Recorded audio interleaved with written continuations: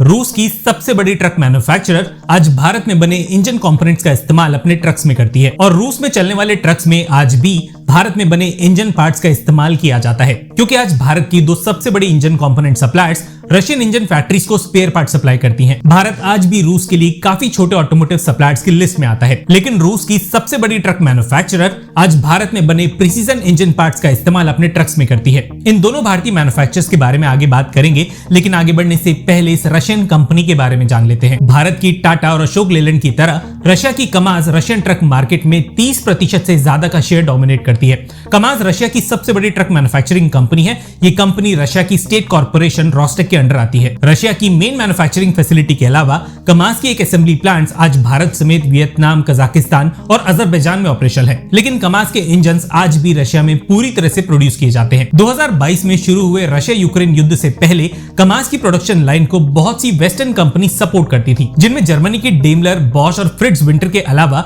USA की federal Mogul का नाम आता था। लेकिन 2022 के बाद इन सभी कंपनीज ने कमाज में से अपना हाथ खींच लिया और कमाज को होने वाले इंजन पार्ट्स की सप्लाई बंद कर दी गई। अब कमाज के सामने अपने प्रोडक्शन को कम करने के अलावा कोई भी ऑप्शन नहीं बचा था। इन ट्रक्स के कुछ पार्ट्स चाइनीज कंपनी से सोर्स जरूर किए गए, लेकिन अभी भी इन सैंक्शंस की वजह से इस रूसी कंपनी को पार्ट्स और कंपोनेंट्स मिलने में दिक्कतें आ रही थी। लेकिन इस दिक्कत का सॉल्यूशन भारत की दो इंजन मैन्युफैक्चरर्स के पास था, जो ऑलरेडी कई सालों से बॉश और डेमलर जैसे मैन्युफैक्चरर्स के लिए बड़े सप्लायर्स बने हुए थे, और जो इंजन पार्ट्स पहले जर्मन फैक्ट्री से सोर्स किए जा रहे थे वो सेम पार्ट्स भारत में भी बनाए जा रहे थे, क्योंकि दोनों कंपनीज भारत में भी इंजन के कंपोनेंट्स का प्रोडक्शन कई सालों से कर रही हैं। नवंबर 2022 में रूस ने भारत को 14 पेजेस की आइटम लिस्ट भेजी थी, जिसमें ऑटोमोटिव पार्ट्स को इंक्लूड किया गया था, और लिस्ट में रूसी सरकार ने पिस्टन्स, ऑयल पंप्स और इग्निशन कॉइल्स जैसे ऑटोमोटिव पार्ट्स की सप्लाई भारत से मांगी थी। ये वही स्पेयर पार्ट्स हैं जिन्हें भारत की दो कंपनीज मैन्युफैक्चर करती हैं। ये कंपनीज हैं एको प्रोडक्ट्स और गरिमा ग्लोबल। अच्छी बात यह है कि इन दोनों कंपनीज की वेबसाइट पे ये क्लियरली मेंशन्ड है कि ये कमाज के लिए बड़े सप्लायर की तरह काम करते हैं, और आज ये दोनों कंपनीज मिलकर इंजन में लगने वाले 4000 से ज्यादा पार्ट्स मैन्युफैक्चर करती हैं। रशिया की सबसे बड़ी फाइनेंशियल इंस्टीट्यूशन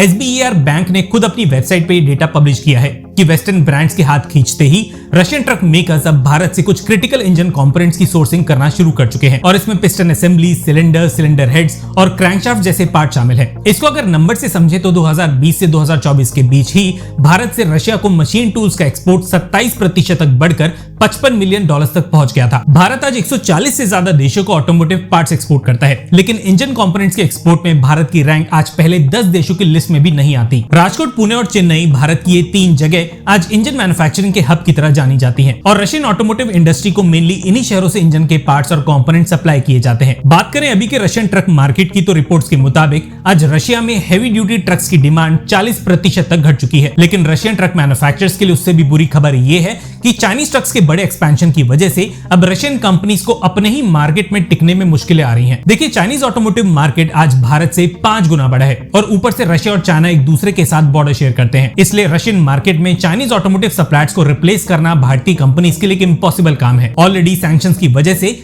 जर्मन मैन्युफैक्चरर्स को चाइनीज ऑटोमोटिव कंपनीज रिप्लेस कर चुकी हैं, और रशिया में जर्मन कंपनीज को हुआ ये नुकसान परमानेंट है। पर ऐसा नहीं है कि भारतीय ऑटोमोबाइल मैन्युफैक्चरर्स रशिया की रेस में हार चुके हैं, पर रशियन मार्केट में घुसने के लिए टाटा और अशोक लेलैंड जैसी कंपनीज के सामने अपने प्रोडक्ट डिजाइन में बड़े चेंजेस करने के अलावा दूसरा कोई भी ऑप्शन नहीं बचा है। भारतीय गाड़ियां कॉस्ट एफिशिएंसी, मॉडरेट क्लाइमेट और हाईवे जैसे रास्तों के हिसाब से डिजाइन की जाती हैं। वहीं Russian trucks extreme temperatures, heavy duty off-road capability और मिलिट्री ग्रेड की ड्यूरेबिलिटी के हिसाब से मैन्युफैक्चर्ड होते हैं। इसके अलावा सैंक्शंस भी एक बड़ा रीजन है जिसके डर से आज भारतीय कंपनीज रशियन मार्केट में उतरना नहीं चाहती। रशिया ऑलरेडी भारत जैसे नॉन वेस्टर्न देशों की तरफ सप्लाईज के लिए फोकस कर चुका है, लेकिन इसके काफी चांसेस हैं कि आगे चल के भारतीय कंपनीज एक पूरी ऑटोमोटिव सप्लाई चेन खड़ी करने की बजाय केवल पार्ट सप्लायर्स का ही रोल रशिया में निभाए। अगर भारत की गवर्नमेंट और इंडस्ट्री साथ मिलकर टारगेटेड पुश दें, रशियन जायंट जैसे कमाज के लिए सर्टिफाइड सप्लायर बनने पर फोकस करें और रशिया के अंदर अपना डायरेक्ट डिस्ट्रीब्यूशन नेटवर्क खड़ा करें, तो भारत एक ऐसे मार्केट में घुस सकता है जहां आज भी कंपटीशन कम है लेकिन डिमांड बहुत ज्यादा है। सोचिए, भारत के राजकोट की एक फैक्ट्री में बना एक पिस्टन आज रशिया की जरूरत बन चुका है। सवाल यह है कि हम इस जरूरत को एक बड़े बिजनेस में कब बदलेंगे। हमें यहाँ तक सुन चुके हैं और कंटेंट पसंद आया है तो कमेंट सेक्शन में MII